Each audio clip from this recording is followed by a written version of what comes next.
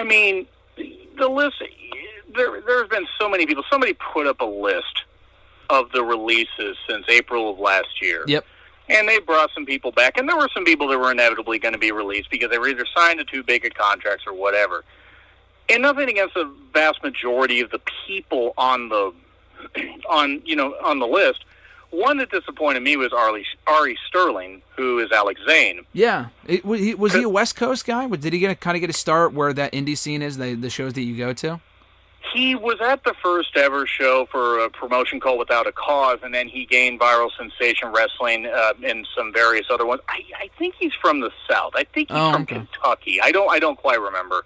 But I saw him and I was like, okay, cool. And then I saw him a number of months later, and he had the more colorful hair and stuff like that. And I was like, and he was in good shape before. But when I saw him, I go, holy shit, it's the same guy. And I was so happy for him. And they put him on 205 Live. He had one match on NXT, and that was it. And I'm like, what the fuck? So there's a lot of takes that you can have about these releases. We'll break down each of them. And I don't know if you would agree, but I've seen a lot of people say, like, firing people is part of the process. The amount of people they've let go is ridiculous, obviously.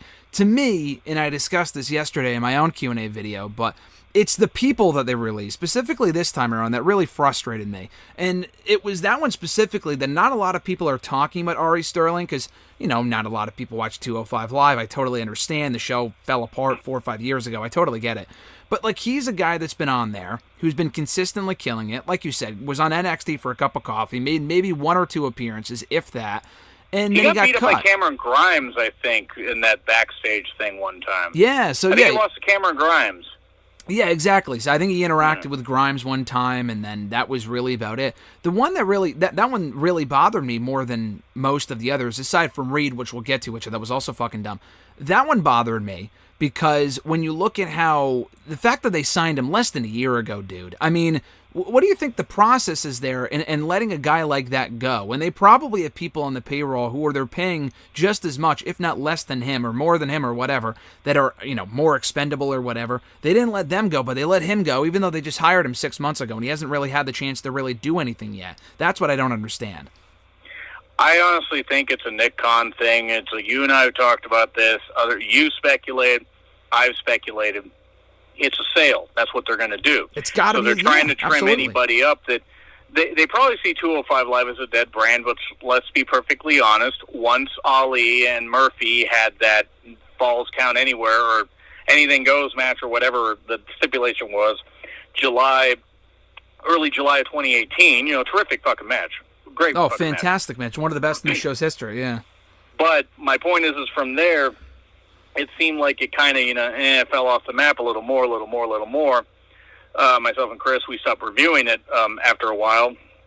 He would review it if he wanted to, and because they would have NXT and 205 Live, and then and then eventually it just got to the point where it's just like it was stuck there. It was like WWE Superstars, only not nearly as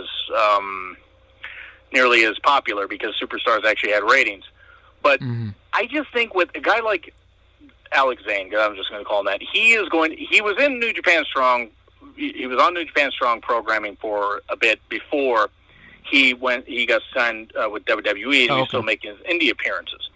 So he's got options. AEW, sure. I mean, and as you said, not everybody can go to AEW. I don't know about the NWA because I don't know if anybody would want to go to the NWA at this point. But yeah, Ring of Honor, he could do good in Ring of Honor. He was actually, it's funny you mentioned that, and I've watched Ring of Honor consistently for a few years now. He was actually doing stuff with Ring of Honor before the pandemic last year. I don't know. Oh, good. Yeah, he did a couple of matches for them, then Ring of Honor shut down due to the pandemic. I didn't see him again until they signed. I even heard at that point that WWE was interested in signing him like early 2020, then everything went to shit.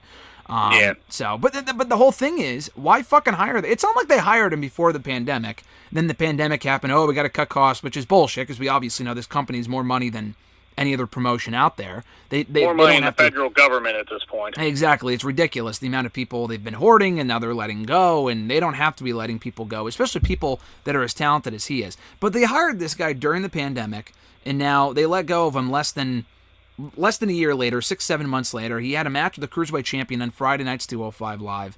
I mean, like you said, let's talk about this real briefly. 205 Live, you said it's a dead brand. the fact that they're still airing it is probably an international rights thing. But at what point, as someone who is, I don't know how closely you followed it in recent years, was that really the point where you felt, okay, this is it for 205 Live? Once Murphy, Ali, Alexander as well left 205 Live, that was it for the show? Or was it when Enzo became champion 4 years ago? Or at what point did you see the death of 205 Live really happening? I mean, Enzo being champion pretty much would have done it right there. It killed the credibility of the championship. It did not kill the credibility of the brand itself, because there were many talented people there. Many talented people. Many people that know exactly what they're doing there. And, I mean, there's even talented people on the show now. Yep. But they don't, whenever they try to do something like, we need to have, we need to get these high-flying cruiserweight flippy shit guys here.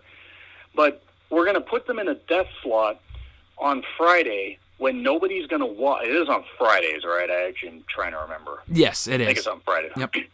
Let's do that after people have watched SmackDown. Let's do all that. Let's get that crap done, and let's just put content out.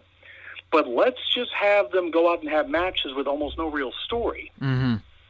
And that was the problem that WCW had with the cruiserweights. And it eventually got to the point where you can't just have matches for the sake of matches and not give them something to do. Yeah, I just don't understand. Something substantial. Yeah. And it's 205 Live to me has been dead for about 3 years. But it especially started to falter with Enzo as champion, because having a heel entertaining champion would be fine if he was actually entertaining.